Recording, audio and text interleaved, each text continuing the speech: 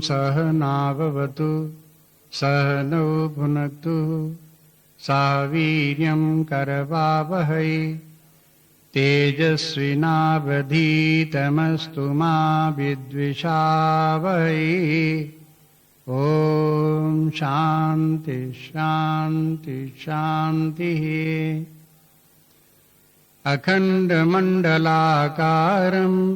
व्याप्तं येन चराचरं तत्पदं दर्शितं येन तस्मै श्रीगुरवे नमः। अज्ञानतिमिरान्धस्य ज्ञानाञ्जनशलाकया चक्षुरुन्मीलितं येन तस्मै श्रीगुरवे नमः। गुरुर्ब्रह्मा गुरुर्विष्णु गुरुर्देवो महेश्वरः गुरुरेव परब्रह्म तस्मै श्रीगुरवे नमः। त्वमेव माताश्च पिता त्वमेव बन्धुश्च सखा त्वमेव विद्या द्रविणं त्वमेव सर्वं मम देवदेव त्वमेव सर्वं मम देवदेव। समत्व योग अर्थात ज्ञानी की गहन दृष्टि। गीता शास्त्र में अनेक योगों का वर्णन किया गया है, किंतु सब योगों का अंतिम लक्ष्य समत्व योग है। भगवान ने जिस किसी योग का वर्णन किया है उसके साथ समत्व योग का भी उल्लेख किया है। उन्होंने उसे सब योगों का फल बताया है। इसलिए श्रीमद् भगवत गीता की व्याख्या समत्व योग की दृष्टि से भी की जा सकती है। गीता में हम आध्यात्मिक विकास की दो मंजिलें पाते हैं। एक तो धर्म और निष्काम कर्म करने से चित्त की शुद्धि, और दूसरी ज्ञान और भक्ति से परमात्म भाव की प्राप्ति। इन दोनों मंजिलों की सिद्धि समत्व योग के रूप में ही होती है। पहली मंजिल की सिद्धि में सत्वगुण की प्रधानता चित्त को शुद्ध करती है और समत्व भाव लाती है। यह समत्व मानसिक शांति और संतुलन है। दूसरी मंजिल की सिद्धावस्था में परम तत्व की प्राप्ति है। उसके समरूप होने के कारण उसे प्राप्त करने वाला सिद्ध पुरुष समत्व को प्राप्त हो जाता है। यहाँ समत्व योग न रहकर दर्शन बन जाता है, ऐसा भगवान ने स्वयं कहा है। रजोगुण और तमोगुण की अवस्था में किसी प्रकार का समत्व नहीं दिखाई देता। इन गुणों के प्रभाव में न अपने मन में साम्य है और न बाहर जगत में कहीं साम्य दिखाई देता है। ये घोर विषमता की अवस्था है। इस विषमता में अशांति और दुख होना स्वाभाविक है। यह पतितावस्था जीवन के लिए अनपेक्षित है। सत्वगुण में यह दोष नहीं है। इसमें न तमोगुण जैसी निष्क्रियता और मूढ़ता है और न रजोगुण जैसा विक्षेप और दुख। सत्वगुण के लक्षण हैं ज्ञान, वैराग्य, शांति, संतोष आदि। इस अवस्था में मन संतुलित रहता है और अनुकूल प्रतिकूल परिस्थितियों में साम्य भाव रहता है।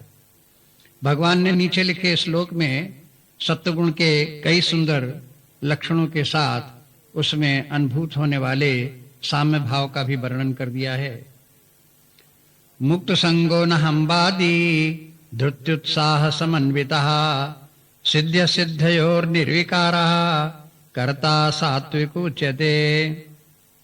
जो कर्ता संग रहित, अहमन्यता से रहित, धैर्य और उत्साह से युक्त एवं कार्य की सिद्धि और असिद्धि में निर्विकार अर्थात समभाव रहता है, वो कर्ता सात्विक कहा जाता है। सत्वगुण की वृद्धि होने पर मन में शांति और संतुलन आना स्वाभाविक है। गुरुदेव एक बहुत सटीक उदाहरण देते हैं। चिकित्सालय में कार्य करती एक लगनशील परिचारिका है। उसे सामान्यतः किसी रोगी से आसक्ति नहीं होती। उसे यह अभिमान नहीं होता कि वह स्वयं रोगी का उपचार कर रही है, क्योंकि वस्तुतः वह कार्य चिकित्सक का होता है। धैर्य और उत्साह के बिना वह अपने सेवा कार्य को सतत नहीं कर सकती, और उसी प्रकार उसे उपचार की सफलता या विफलता के विषय में अनावश्यक चिंता नहीं रहती। रोगी के स्वस्थ हो जाने अथवा उसकी मृत्यु हो जाने से वह परिचारिका हर्ष या विषाद में पड़कर अपना मानसिक संतुलन नहीं खोती। वो जानती है कि चिकित्सालय तो सफलता और विफलता तथा जन्म और मृत्यु का क्षेत्र है। वो तटस्थ भाव से अपने सेवा कार्य में रत रहती है। इसी प्रकार सात्विक कर्ता को ये विवेक रहता है कि शरीर, मन और बुद्धि की उपाधियां चैतन्य स्वरूप आत्मा के संबंध से ही अपना कार्य करने में सक्षम होकर जगत की सेवा कर सकती हैं। चैतन्य के बिना वे घर के एक कोने में रखी छड़ी की तरह असहाय रहती हैं। परमात्मा के पावन संकल्प की अभिव्यक्ति के लिए बुद्धि की क्षमता, हृदय का सौंदर्य और शरीर की सामर्थ्य आदि सभी माध्यम हैं। अतः यदि इन उपाधियों में सामंजस्य न हो और वे संतुलित न रहें तो आत्मा की अभिव्यक्ति अपने शुद्ध स्वरूप में नहीं हो सकती। सत्वगुण की वृद्धि और समत्व भाव प्राप्त करने के लिए भगवान ने जो साधन बताया है वो भी समत्व योग है। वे कहते हैं, सुख दुखे समीकृत्वा लाभा लाभौ जया जयो ततो युद्धाय युज्यस्व नैवं पापम वाप्स्यसि। सुख दुख, लाभ हानि और जय पराजय को सामान्य करके युद्ध के लिए तैयार हो जाओ। इस प्रकार तुमको पाप नहीं होगा। जीवन के समुद्र में सुख दुख, लाभ हानि और जय पराजय की लहरें उठना अनिवार्य है। यदि जीवन का स्वरूप ही एक उफनते तूफानी समुद्र के समान है तो उसमें उठती उत्तुंग तरंगों के आघातों अथवा गहन गह्वरों से विचलित हुए बिना जीवन जीने की कला हमको सीखनी चाहिए। इन उठती हुई तरंगों में किसी एक के साथ भी तादात्म्य स्थापित कर लेना मानो समुद्र की सतह पर उसके साथ इधर उधर बहते जाना है। हम अपने में दृढ़ता लावें और उस प्रकाश स्तंभ की तरह स्थिर रहने का अभ्यास करें जो वहीं विक्षुब्ध लहरों के बीच निश्चल खड़ा रहता है। भगवान अर्जुन को युद्ध करने के लिए प्रेरित करते हैं, किंतु साथ में समत्व भाव का उपदेश देते हैं। अन्यथा कर्म में प्रवृत्त हुआ व्यक्ति अनेक अवसरों पर अपनी निषेधात्मक प्रवृत्तियों का शिकार बन जाता है। हर्ष विषाद, लाभ हानि, जय पराजय जैसे द्वंद्वों के थपेड़े सहते हुए संभाव से अपने कर्तव्य कर्म में लगे रहना महापुरुषों का लक्षण है। इसके लिए सतत जागरूकता की आवश्यकता है। समत्व भाव का वो जीवन जहां हम सामने आने वाली परिस्थितियों से अप्रभावित और शांत रहते हैं, दैवी प्रेरणा के समृद्ध क्षण हैं। इस प्रकार हम जब दैवी प्रेरणा के आनंद से अभिभूत कोई कार्य कर रहे होते हैं तब हमारी कल्पनाएं, विचार और कर्म अपनी एक निराली ही सुंदरता से ओतप्रोत होते हैं, जिनकी न प्रतिकृति हो सकती है और न उसे बारंबार दोहराया जा सकता है। प्राचीन हिंदू योगियों ने इस साधना का आविष्कार किया जिसके अभ्यास से मन और बुद्धि में युक्तता एवं समता संपादित की जाती है। इस साधना को योग कहते हैं। वैदिक काल के लोगों को इसका ज्ञान था तथा इसका अभ्यास करके वे योगी आनंद का जीवन जीते थे। उन्होंने असाधारण उपलब्धियां अर्जित कर राष्ट्र के लिए स्वर्ण युग का निर्माण किया। भगवान ने गीता में से कर्मयोग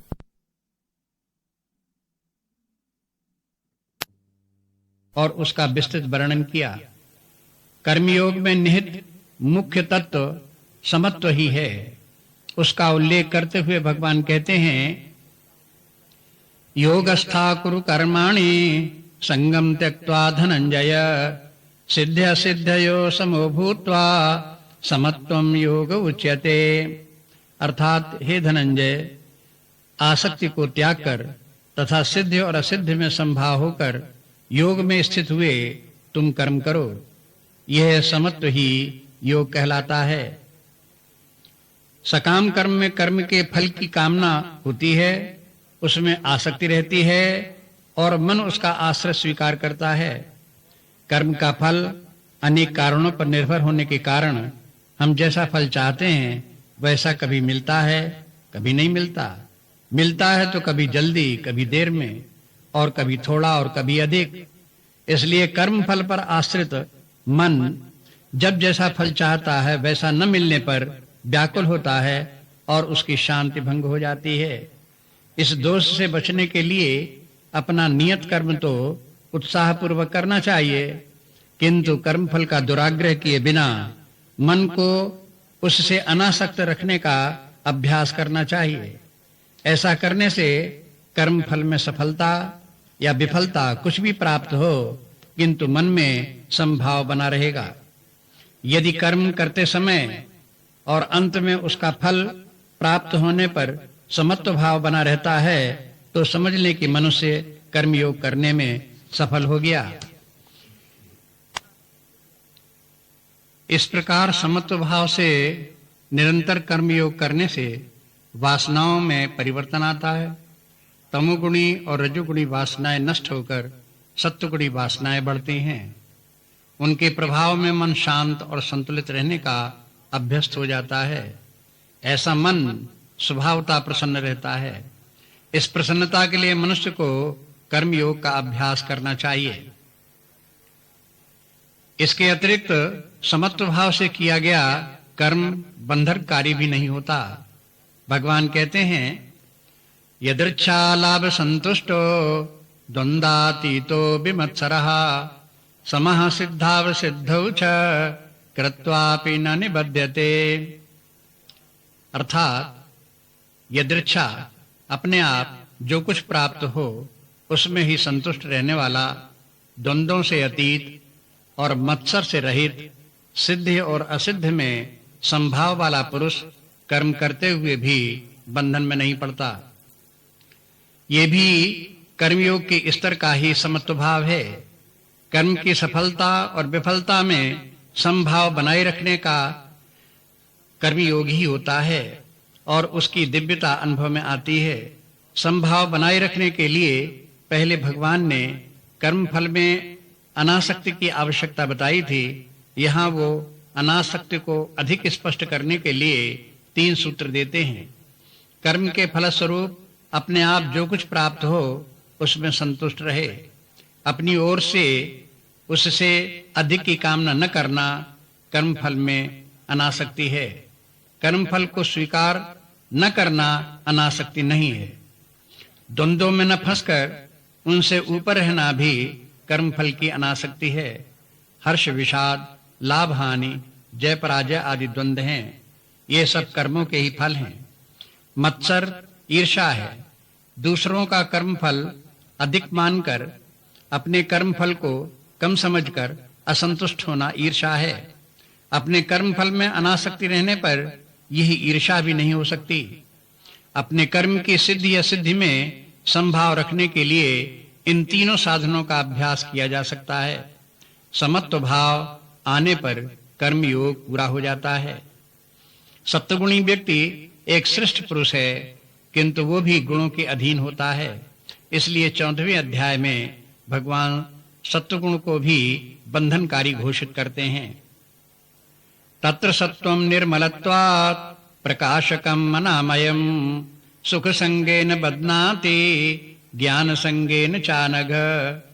अर्थात हे निष्पाप अर्जुन, सत्वगुण निर्मल होने से प्रकाशक और अनामय है। वो जीव को सुख और ज्ञान की आसक्ति से बांधता है। इस बंधन से छूटने के लिए साधक को ज्ञान और भक्ति की साधनाएं करनी होती हैं। उनके द्वारा वो गुणातीत हो जाता है। और उसे उच्च कोटि का समत्व प्राप्त होता है। अर्जुन ने पूछा कि तीनों गुणों से अतीत हुआ पुरुष किन लक्षणों से युक्त होता है? उसके उत्तर में भगवान ने बताया कि वो भीतर बाहर सर्वत्र समत्व भाव को प्राप्त हो जाता है। सम दुख सुखा स्वस्थः समलोष्ठास्म कांचनः तुल्य प्रिया प्रियो धीर तुल्य निंदास्म संस्तुतिः। अर्थात जो स्वस्थ सुख दुख में समान रहता है तथा मिट्टी पत्थर और स्वर्ण में समदृष्टि रखता है, ऐसा धीर पुरुष प्रिय और अप्रिय को तथा निंदा और आत्मसंस्थित को तुल्य समझता है। तीनों गुणों से अतीत होने पर जीव भाव नहीं रह जाता, उसके स्थान पर वो अपने को सच्चिदानंद स्वरूप आत्मा अनुभव करता है। आत्मा ही स्व है, उसमें स्थित पुरुष स्वस्थ है, वह आत्मज्ञानी है, उसमें धीरता का गुण आ जाता है। धीर पुरुष में मानसिक विकार उत्पन्न नहीं होते। विकार हेतु सत विक्रियंती एषां न चेतांसित एव धीरा। मन में विकार उत्पन्न करने के कारण उपस्थित रहते हुए भी जिनके मन में विकार उत्पन्न नहीं होते वे धीर पुरुष कहलाते हैं। मनुष्य को प्रिय अप्रिय वस्तुएं प्राप्त होती हैं, उसकी निंदा स्तुति भी होती है, इससे सामान्य लोगों को सुख दुख अवश्य होता है, किंतु आत्मज्ञानी पर इनका कोई प्रभाव नहीं होता, उसके लिए उनका कोई अर्थ ही नहीं रह जाता। समस्त अनुभव में वह सम असंग और साक्षी बनकर के रहता है। यह समत्व योग पारमार्थिक है। अपने मन बुद्धि के स्तर पर तो समत्व भाव कर्मयोग की साधना और सत्वगुण की वृद्धि से भी प्राप्त हो जाता है, किंतु बाहरी वस्तुओं और व्यक्तियों में समत्व तभी दिखाई देता है जब साधक त्रिगुणातीत होकर आत्मज्ञानी हो। इसलिए इस श्लोक में दोनों प्रकार के समत्व का उल्लेख है। समलोष्ठास्म कांचनः कहकर बाह्य समत्व की भी सूचना दी है। बाह्य जगत में जड़ वस्तुएं और चेतन प्राणी दोनों हैं, उन दोनों में ही समत्व भाव होना संभव है। यहाँ कहा है कि ज्ञानी पुरुष मिट्टी पत्थर और स्वर्ण को समदृष्टि से देखता है। वस्तुओं का परिग्रह करने में संसारी लोगों की अत्यधिक रुचि होती है। लोग स्वर्ण हीरे मोती आदि बहुमूल्य वस्तुओं को एकत्र करना चाहते हैं, किंतु सामान्य मिट्टी पाषाण आदि की उपेक्षा करते हैं। परंतु जिसे परमार्थ वस्तु की उपलब्ध हो गई है, वह ज्ञानी पुरुष पारमार्थिक सत्य की दृष्टि से मिट्टी पाषाण स्वर्ण आदि को एक समान मिथ्या देखता है, उनमें उसे कोई मूल्य नहीं दिखाई देता। अपने बालपन में बड़े प्रेम के साथ संग्रहित खिलौने, गोलियां, डाक टिकट आदि युवावस्था में मूल्यहीन दिखाई देने लगते हैं।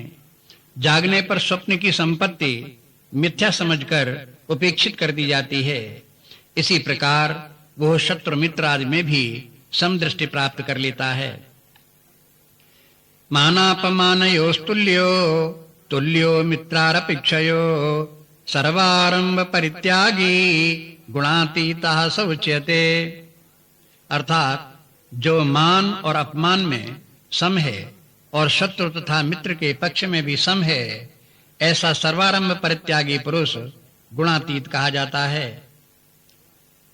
निंदा स्तुति की भांति मान अपमान को भी अपने मन को संतुलित रखकर सहन किया जा सकता है, किंतु बाह्य जगत के शत्रु मित्र में समभाव प्राप्त करने के लिए साधक को अपने आत्म स्तर पर ऊपर उठकर संसार निद्रा से जागना पड़ेगा। उस अवस्था में वो सबको आत्मैवाभूत विजानतः आत्म स्वरूप जानता है। जैसे हम अपने शरीर के किसी अंग को शत्रु और किसी को मित्र नहीं मान सकते, वैसे ही आत्मैकत्व ज्ञान प्राप्त पुरुष भी किसी से मित्रता और शत्रुता नहीं रखता। यद्यपि अन्य लोग उससे मित्र या शत्रु का भाव रख सकते हैं, किंतु आत्मानुभव की दृष्टि से ज्ञानी पुरुष जानता है कि वे सब मैं ही हूं। ज्ञान के बल पर समदृष्टि कैसे आती है, इसका वर्णन भगवान अन्यत्र करते हैं। ज्ञान विज्ञान तृप्तात्मा कूटस्थो विजितेन्द्रियः युक्तित्युच्यते योगी समलोष्टास्म कांचनः। जो योगी ज्ञान और विज्ञान से तृप्त है, जो विकार रहित कूटस्थ और जितेंद्रिय है, जिसको मिट्टी पाषाण और कंचन समान है, वह परमात्मा से युक्त कहलाता है। निष्काम कर्मयोगी ज्ञान विज्ञान प्राप्त कर अपने आप में इतना तृप्त हो जाता है कि उसे स्वर्ण आदि मूल्यवान वस्तुएं भी मिट्टी पत्थर की भांति सामान्य दिखाई देने लगती हैं। शास्त्र प्रतिपादित परमात्मा का बौद्धिक ज्ञान ही ज्ञान है और उसका साक्षात अनुभव विज्ञान है। इस प्रकार ज्ञान साधना से व्यक्तित्व की क्रमिक ऊंचाई, परिपक्वता, व्यापकता और पूर्णता प्राप्त होती है। संसारी मनुष्य स्वर्ण आदि जिन वस्तुओं को बड़ा मूल्य देता है, ज्ञानी की दृष्टि में वे उपेक्षणीय हो जाते हैं। सुहृन् मित्रारुदासीन मध्यस्थ द्वेष्य बंधुषु साधुष्वपि च पापेषु संबुद्धिर्विशिष्यते। अर्थात जो पुरुष सुहृत, मित्र, शत्रु, उदासीन, मध्यस्थ, द्वेषी और बांधवों में तथा साधु असाधु में समान भाव वाला है, वो श्रेष्ठ है। यह ज्ञानी पुरुष की संसार के अनेक प्रकार के पुरुषों के प्रति समदृष्टि है। शत्रु मित्र ही नहीं, अन्य पुरुष सुहृद, उदासीन, मध्यस्थ, द्वेष, बंधु अथवा साधु असाधु भी संपर्क में हो सकते हैं। उन सब में आत्मभाव रखने वाला ज्ञानी पुरुष सबके समान रूप से प्रेम व्यवहार रखता है। अपनी विशाल हृदयता में वह सबका आलिंगन करता है, प्रेम और आदर भाव से सबके साथ रहता है। उसकी दृष्टि में वे सभी समान रूप से महत्वपूर्ण हैं। उसका प्रेम साधु और पापी, उत्कृष्ट और निकृष्ट में भेद नहीं करता। वो जानता है कि अपने अज्ञान से ही पुरुष पाप कर्म करता है और अपने कर्मों से दुख उठाता है। ज्ञानी पुरुष को नाना रूप जगत मूल में एक सर्वव्यापी अखंड तत्व दिखाई देता है।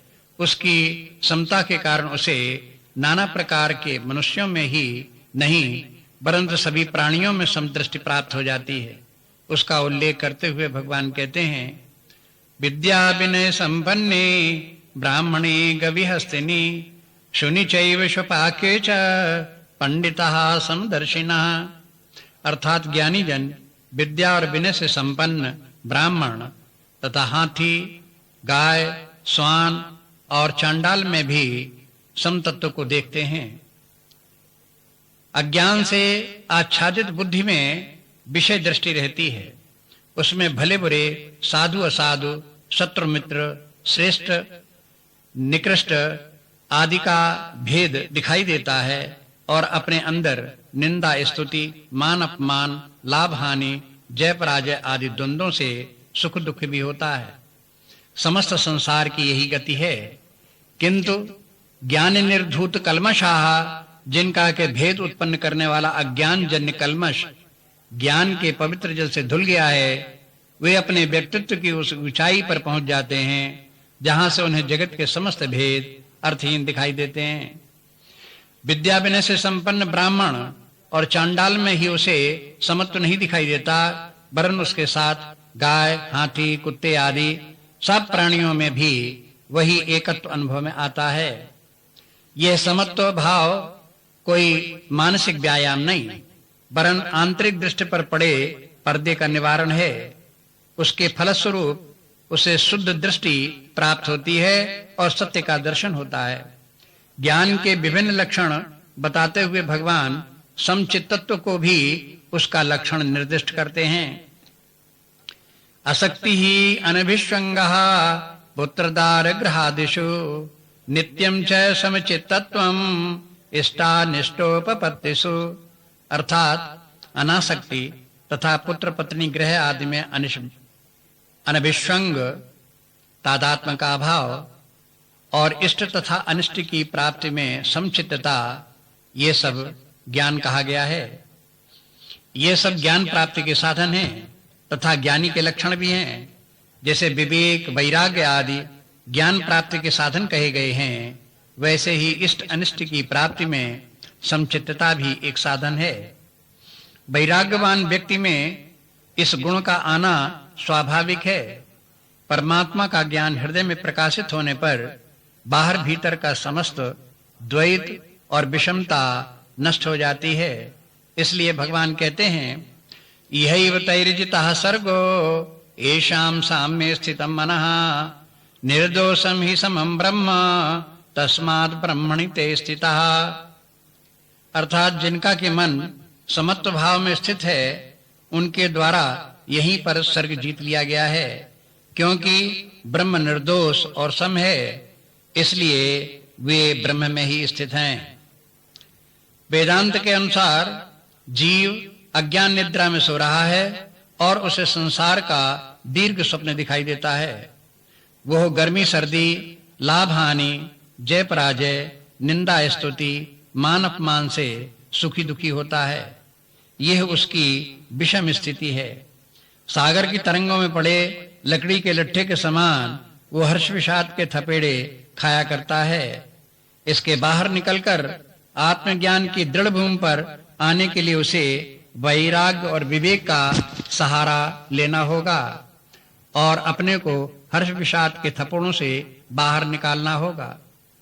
यदि वह अपने इस प्रयास में सफल हो गया तो मनु संसार से उसका उद्धार हो गया। ये कार्य इसी मनुष्य जीवन में संभव है। इसे अवश्य करना चाहिए। यदि जीव अविद्या के दोष से मुक्त हो गया और आत्मा की समभूमि पर आ गया तो निश्चय ही वो एक ओर अपने संसार पर विजय प्राप्त कर ली, जिता सर्गा, और दूसरी ओर वो ब्रह्म में स्थित हो गया, ब्रह्मणि स्थितः। इस प्रकार मन की साम्यावस्था के फलस्वरूप ब्रह्म की प्राप्ति हो गई। जैसे ज्ञान और अज्ञान विरोधी हैं, वैसे ही समता और विषमता भी विरोधी हैं और उनका ज्ञान अज्ञान से कार्य कारण संबंध है। समता से भी ज्ञान है और ज्ञान से भी समता है। भगवान ने ब्रह्म के समत्व पर बड़ा बल दिया है। उन्होंने अनित्य भी इसी भाव को दोहराया है। समम सर्वेषु भूतेषु तिष्ठन्तं परमेश्वरं विनश्यत्स्व विनश्यन्तं यः पश्यत् स पश्यति। अर्थात जो पुरुष समस्त नश्वर भूतों में अनश्वर परमेश्वर को समभाव से स्थित देखता है, वही वास्तव में देखता है। जीव की सतही दृष्टि में जगत की विषमता दिखाई देती है, किंतु ज्ञान की गहन दृष्टि में सर्वत्र एक अखंड तत्व है, जिसमें सब प्रकार से समता है। समुद्र के ऊपर ऊपर देखो तो फेन, तरंग और धाराओं की अनेकता और विषमता है, किंतु उसकी गहराई में जल की समरसता है। सागर का ज्ञान उसकी तरंगों मात्र में नहीं है, वरन उसके जल की अगाधता में है। इसी तरह जगत की विषमताएं देखना कोई देखना नहीं है, उसके मूल में समत्व का तत्व देखना ही देखना है। ज्ञान की यही गहन दृष्टि जीव को परम गति प्राप्त कराती है।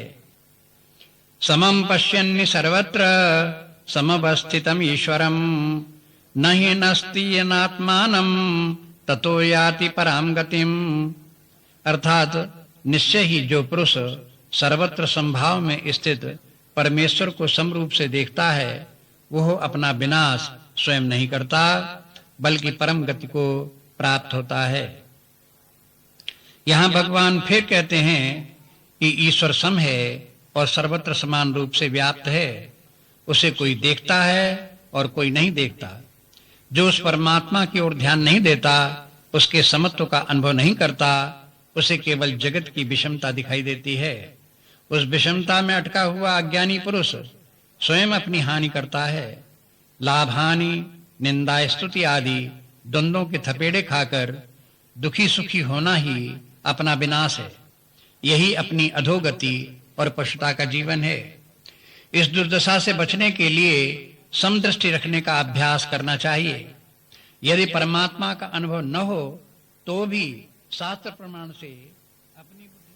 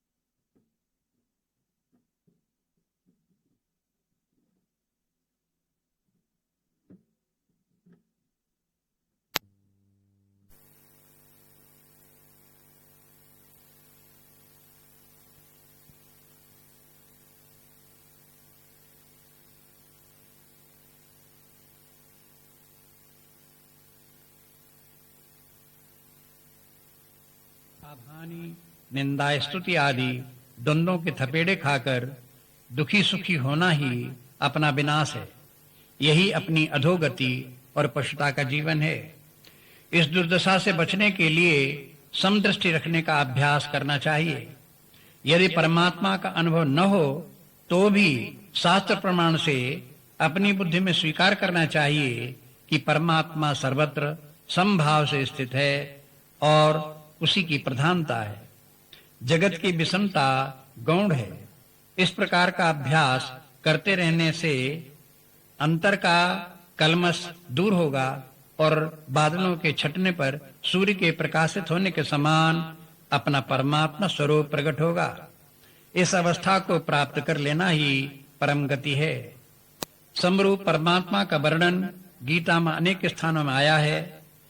यहाँ हम कुछ श्लोक उद्धृत करते हैं। सर्वभूतस्थम आत्मानं सर्वभूतानि चात्मनि ईक्षते योग युक्तात्मा सर्वत्र समदर्शना। अर्थात योग युक्त अंतःकरण वाला और सर्वत्र समदर्शी योगी आत्मा को सब भूतों में और भूत मात्र को आत्मा में देखता है। आत्मज्ञान प्राप्त कर सच्चिदानंद स्वरूप की ऊंचाई पर स्थित हो जाना परम गति अवश्य है, किंतु अपना शुद्ध आत्मा संपूर्ण भूतों में समान रूप से विराजमान अनुभव में आना चाहिए। समस्त जगत के नाम रूप और परमात्मा का संबंध उसी प्रकार है जैसे सागर का जल और उसकी तरंगें। समस्त तरंगें जल में स्थित हैं और जल उन तरंगों में उनका अधिष्ठान होकर सर्वत्र व्याप्त है। जगत के नाम रूप भी परमात्मा में स्थित उसकी तरंगें हैं। यह ज्ञान प्राप्त होने पर ही ज्ञानी अपने आप को समदर्शी मान सकता है। जैसे जल को समस्त तरंगों में अपना ही रूप दिखाई दे, वैसे ही ज्ञानी पुरुष को समस्त जगत में अपनी ही सत्ता अनुभव में आती है। कोई भी नाम रूप उसे हेयोपादेय नहीं लगते। दूसरे शब्दों में यह भी कहा जा सकता है कि आत्मज्ञानी की दृष्टि में सर्वत्र आत्मा ही है और उससे भिन्न कोई वस्तु नहीं है। पूर्ण आत्मज्ञान की इस दृष्टि का उल्लेख ऋषियों ने बार बार किया है। ईशावास्य उपनिषद में वे कहते हैं, यस्तु सर्वाणि भूतानि आत्मन्येवानुपश्यति सर्वभूतेषु चात्मानं ततो न विजुगुप्सते। अर्थात जो पुरुष संपूर्ण प्राणियों को आत्मा में निरंतर देखता है और संपूर्ण प्राणियों को आत्मा में देखता है, वो कभी किसी से घृणा नहीं करता। यस्मिन् सर्वाणि भूतानि आत्मैवाभूत विजानतः तत्र को मोहः का शोक एकत्वम् अनुपश्यतः। अर्थात जिस अवस्था में समस्त प्राणी आत्मस्वरूप ही दिखाई देते हैं, उसमें सर्वत्र एकत्व देखने वाले पुरुष को कौन सा मोह रह जाता है और वो कौन सा शोक अनुभव करता है। इन श्लोकों में आत्मज्ञान की ऊंचाई में प्राप्त समत्व भाव का निरूपण कर उसका फल बताया गया है। व्यवहार काल में वो न किसी से घृणा करता है और न किसी वस्तु या व्यक्ति में मोह रखता है, और ऐसा कुछ न होने के कारण उसे शोक भी नहीं होता। यही उसकी परम गति है। कैवल्य उपनिषद का मंत्र इस प्रकार है, सर्वभूतस्थम आत्मानं सर्वभूतानि चात्मनि संपश्यन् ब्रह्म परमं याति नान्येन हेतुना। अपने को सब प्राणियों को अपने में भली भांति अनुभव करने वाला परब्रह्म को प्राप्त होता है। उसके अतिरिक्त अन्य कोई उपाय नहीं है। यहाँ नान्येन हेतुना कहकर इस बात पर बल दे रहे हैं कि केवल साक्षी को जान लेना पर्याप्त नहीं है, आगे बढ़कर को उसे आत्मा करके जानना है। आत्मा भूतात्मा के रूप में जानना है, और ये भी जानना आवश्यक है कि सब भूत इसी आत्मा में स्थित हैं। ये सब अनुभव कर लेने पर ही ब्रह्म भाव की प्राप्ति कही जा सकती है। इसके अतिरिक्त कोई दूसरा मार्ग नहीं। गुरु शास्त्र की कृपा से आत्मानुभव तो होता है, किंतु व्यवहार जगत में आते ही वो फिर अज्ञानी की तरह शोक मोह में पड़ जाता है। उसे अपनी इस त्रुटि का बार बार स्मरण आने पर भी वह अपने आत्मभाव को स्मरण नहीं रख पाता। इस त्रुटि के पूर्णतः निवारण के लिए अभ्यास करना पड़ता है। विज्ञाय प्रज्ञाम कुर्वीत, यही प्रक्रिया सबको अपनानी पड़ती है। नान्येन हेतुना, यह बात दूसरी है कि किसी ने पूर्व जन्म में इस साधना का बहुत बड़ा अंश पूरा कर लिया हो और इस जीवन में शेष अभ्यास पूरा कर लक्ष्य प्राप्त कर ले। इसका अर्थ ये नहीं कि किसी किसी को यह सिद्धि सहज ही प्राप्त हो जाती है। सबके लिए एक ही नियम है, एक ही मार्ग है। यो माम पश्यति सर्वत्र सर्वं च मयि पश्यति तस्याहं न प्रणश्यामि सच में न प्रणश्यति। जो पुरुष मुझे सर्वत्र देखता है और सबको मुझ में देखता है, उसके लिए मैं नष्ट नहीं होता और उसके लिए मैं दूर नहीं होता और वो मुझसे वियुक्त नहीं होता। इस श्लोक से ज्ञात होता है कि हम आत्मा शब्द के स्थान में परमात्मा या ब्रह्म शब्द का भी प्रयोग कर सकते हैं। परमात्मा में सारा जगत, जड़ जगत स्थित है और परमात्मा सब जगत में व्याप्त है। जो व्यक्ति परमात्मा का चिंतन करते हुए इस सत्य का अनुभव करेगा, उसे ये भी समझ में आ जाएगा कि आत्मा और परमात्मा एक ही तत्व है। इस एकत्व का अनुभव करने वाला ज्ञानी परमात्मा को अपने से दूर नहीं पाएगा। अहंकार मनुष्य को अपने ही आत्मा स्वरूप से पृथक कर देता है, इसलिए अहंकारी व्यक्ति परमात्मा से दूर है। अहंकार से छुटकारा पाने पर अपना खोया हुआ आत्म स्वरूप पुनः प्राप्त हो गया तो परमात्मा भी पृथक नहीं रहा। इन श्लोकों में भगवान ने तत्वमसि महावाक्य का तात्पर्य प्रतिपादित कर दिया और अगले श्लोक में उसे पुनः स्पष्ट कर आत्मा और परमात्मा का एकत्व दिखा दिया। सर्वभूतस्थितं यो मां भजत्येकत्वमास्थितः सर्वथा वर्तमानोऽपि स योगी मयि वर्तते। अर्थात जो पुरुष एकत्व भाव में स्थित हुआ, संपूर्ण भूतों में स्थित मुझे भजता है, वो योगी सब प्रकार से वर्तता हुआ मुझ में ही स्थित रहता है। यहाँ एकत्वमास्थितः कहकर भगवान आत्मा और परमात्मा की एकता दृढ़ कर देते हैं।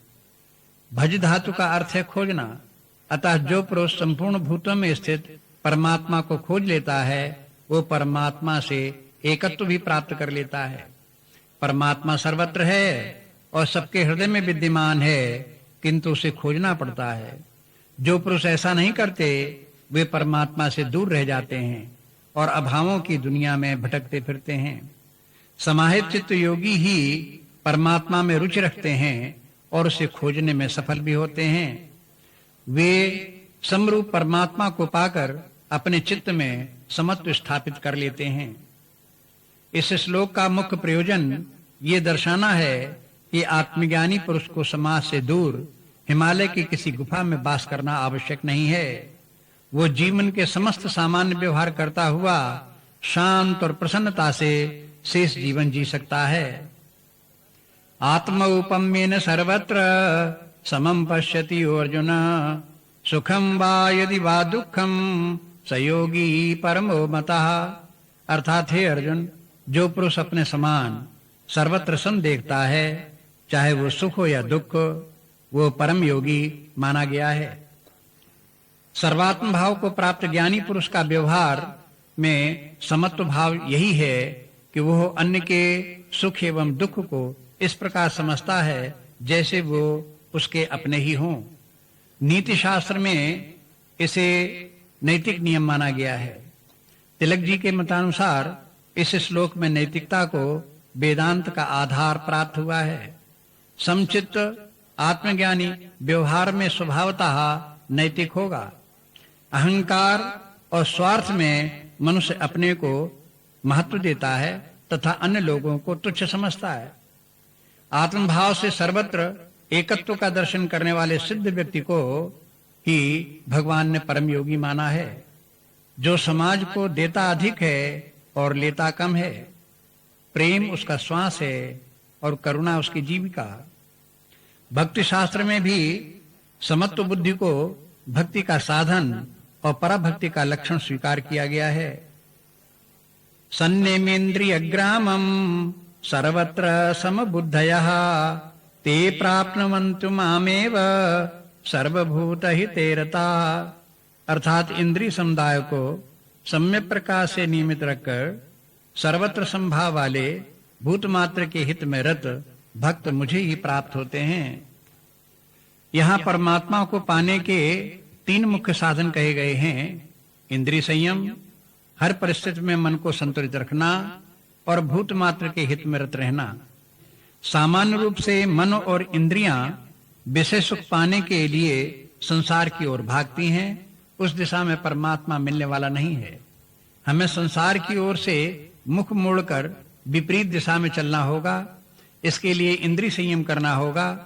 इसका यह तात्पर्य नहीं कि हम जगत में रहना छोड़ देंगे, किंतु यहाँ रहते हुए अपनी समबुद्धि रखनी होगी।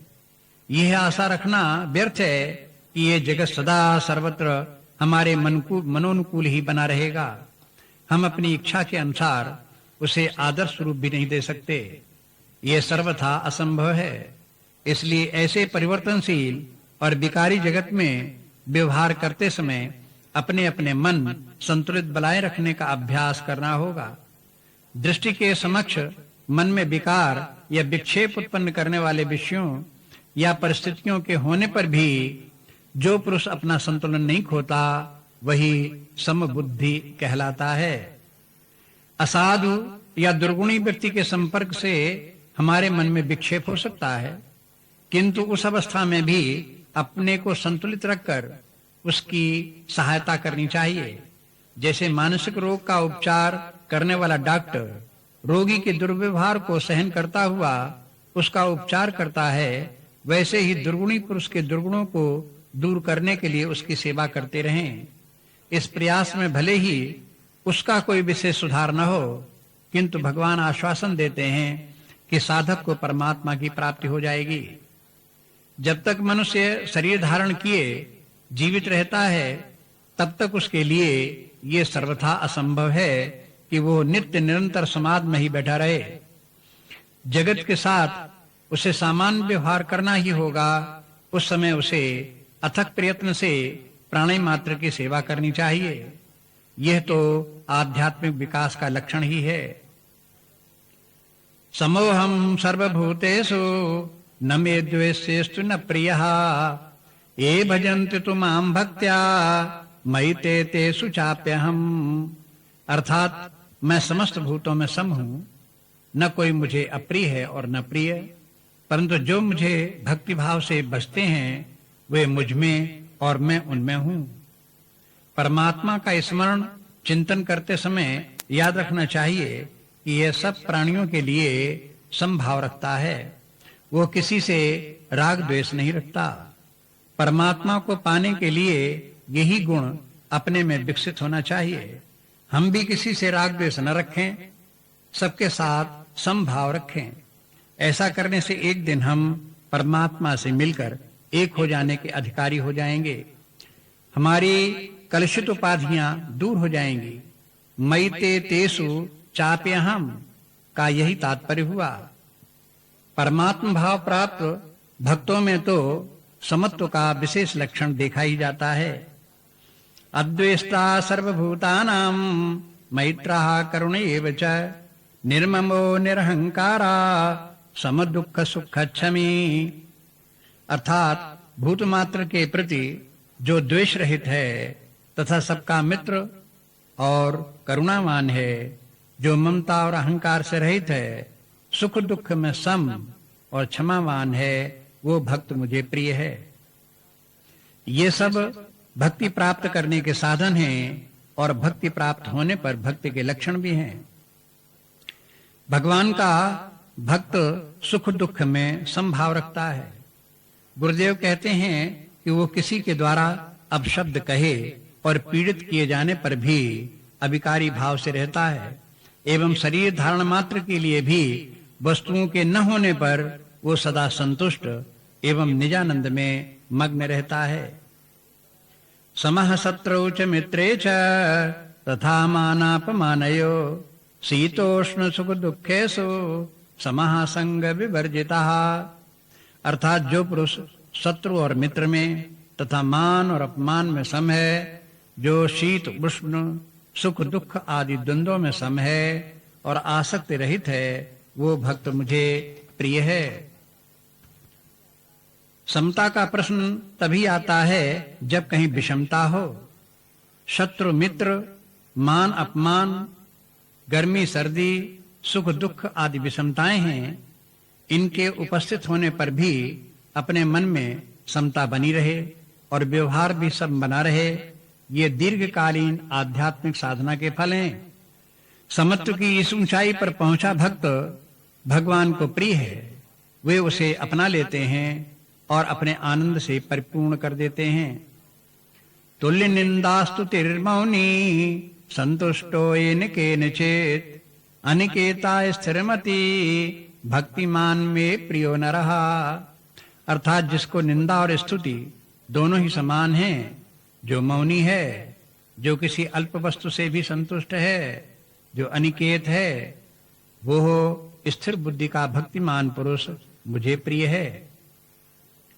निंदा स्तुति में सम रहने का ये तात्पर्य नहीं है कि भक्ति अपनी निंदा या स्तुति के प्रति संवेदन शून्य हो जाता है और उसमें इतनी भी समझ नहीं होती कि वो उन्हें ठीक से समझ पाए। वस्तुतः भक्त अपने सर्वोपाधि विनिर्मुक्त सच्चिदानंद स्वरूप परमात्मा की रसानुभूति में मग्न रहता है। उसे संसारी पुरुषों द्वारा की गई निंदा और स्तुति अत्यंत तुच्छ और अर्थहीन प्रतीत होती है। वो भली भांति जानता है कि जिस पुरुष की समाज में आज स्तुति और प्रशंसा की जा रही है, उसी पुरुष को यही समाज कल अपमानित भी करेगा और आज का निंदित पुरुष कल का स्तुत्य नेता भी बनेगा। निंदा स्तुति तो लोगों के मन में उठी अपनी कल्पनाएं हैं। भक्ति की स्थिर मति भी उसके समत्व की सूचक है। इस प्रकार बुद्धि का शांत और स्थिर रहना तथा विषम परिस्थितियों में संतुलित रहना भक्ति की आंतरिक साम्यावस्था है। शत्रु मित्र, साधु असाधु में समदृष्टि रखना उसका बाह्य जगत के प्रति समत्व है। अंत में भगवान ज्ञानी और भक्त को एक साथ मिला देते हैं और उनके समत्व भाव का वर्णन करते हैं।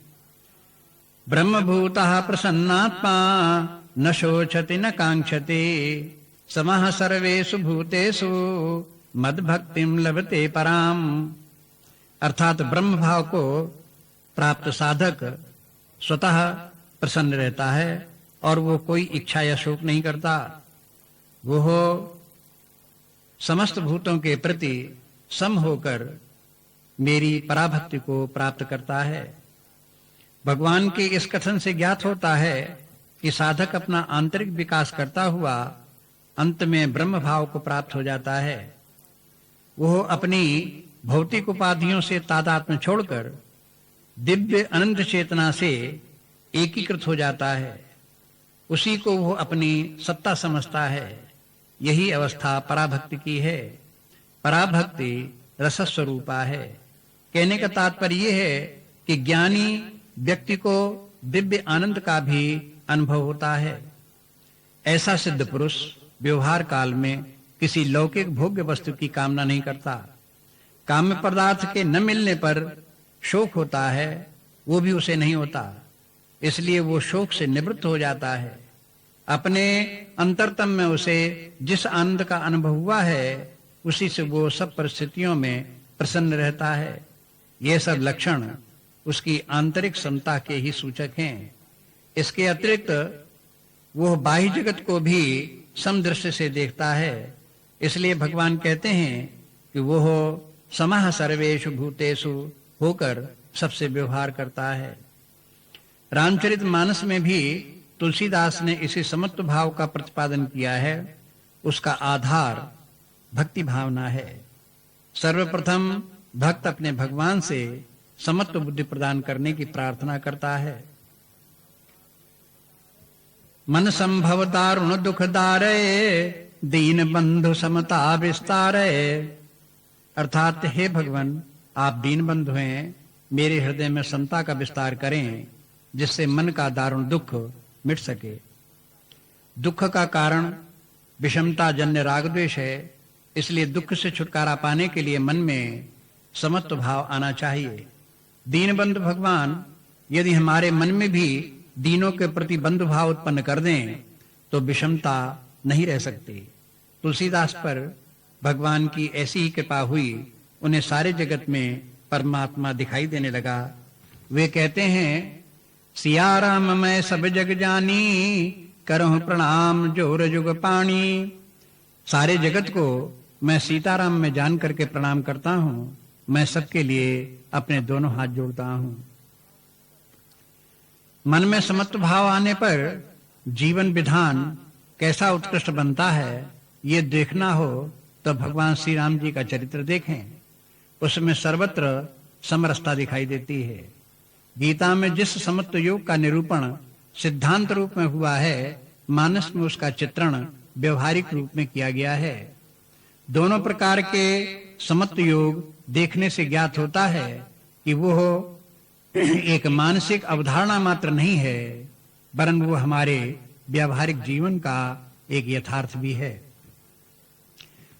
डॉक्टर लक्ष्मीकांत पांडे कहते हैं कि जैसे नवरसों के लिए स्थायी भाव होते हैं, वैसे ही समरसता का भी स्थायी भाव होता है, जैसे सत का भाव या सद्भाव कहते हैं। जिस व्यक्ति में सद्भाव होगा वही समरस हो सकता है। वेदांत की दृष्टि से सत तो एकमात्र परमात्मा ही है, इसलिए सद्भाव का अर्थ हुआ परमात्मा भाव। भक्त परमात्मा का चिंतन करते हुए जब उसी भाव को प्राप्त हो जाता है तो उसमें समता भी आ जाती है। डॉक्टर सोमनाथ शुक्ल कहते हैं कि वैष्णव तत्वज्ञान ने ईश्वर की अवतारणा का कारण सामाजिक समरसता का क्षीण होना बताया है। भगवत गीता में धर्म की हानि होने पर प्रभु के प्रकट होने का दिव्य संदेश है। मानस में समाज में अनाचार, अव्यवस्था, असंगति आदि उत्पन्न होने पर प्रभु राम के अवतार की कथा का अंकन है। भगवान राम बाल्यकाल से ही समत्व भाव व्यक्त करने लगते हैं। उनकी प्रत्येक क्रिया में सबके प्रति प्रेम परिलक्षित होता है। वे भाइयों और सखाओं के साथ खेलते हुए उन्हें जिताकर प्रसन्न होते हैं। भरत जी कहते हैं, हारे खेल जितावहि मोही। भोजन भी सभी बंधुओं और सखाओं के साथ करते हैं। बंधु सखासन जेवन जाही। वे कहीं भी अपना अहंकार नहीं दिखाते। कुछ बड़े होने पर जब वे राजभवन से बाहर नगर में आते हैं तो वे वही कार्य करते हैं जिससे कि पुर के सभी लोग सुखी रहें। जही विद सुखी हो ही पुर लोगा, करहि कृपा निधि सोई संयोगा। भगवान राम के बड़े होने पर महाराज दशरथ उनके राज्याभिषेक का निर्णय करते हैं। उसकी सूचना मिलने पर वो इस बात पर अफसोस करते हैं कि अकेले उन्हीं को राज्य दिया जा रहा है। वे चाहते हैं कि सभी भाइयों को राज्य प्राप्त हो, सब में समत्व भाव रखा जाए। गुरु सुख देई राय पै गयऊ, राम हृदय अस विस्मय भयऊ। जन में एक संग सब भाई, भोजन शयन के लिलरिकाई। कर्ण वेद उपवीत ब्याहा, संग संग सब भय उछाहा। विमल बंसी है अनुचित एको, बंद विहाय बढ़ई अभिषेक। प्रभु स प्रेम पछतान सुहाई, हरौ भगति मनि कै कुटिलाई। दूसरे दिन भगवान राम के समत्व भाव की परीक्षा होने लगती है। कैकेयी मां उन्हें 14 वर्ष का वनवास देकर अपने पुत्र भरत के लिए राज सिंहासन सुरक्षित कर लेती हैं। उस समय भी हम देखते हैं कि रघुनाथ जी की समता में धक्का नहीं लगता। प्रसन्नताम या नगताभिषेकता, तथा न ममले वनवास दुखता। मुखाम्बुज श्री रघुनंदनस्य में, सदास्तु सा मंजुल मंगल प्रदा। राजाभिषेक की सूचना प्राप्त कर न उन्हें प्रसन्नता हुई और न वनवास सुनकर के उन्हें उदासीनता आई। मानसिक संतुलन ऐसा होना चाहिए, तभी समता का भाव रह सकता है। उन्होंने कैकेयी मां को कभी दुर्वचन नहीं कहे, वरन यही कहते रहे कि जो उन्हें दोष देगा वो नासमझ ही है।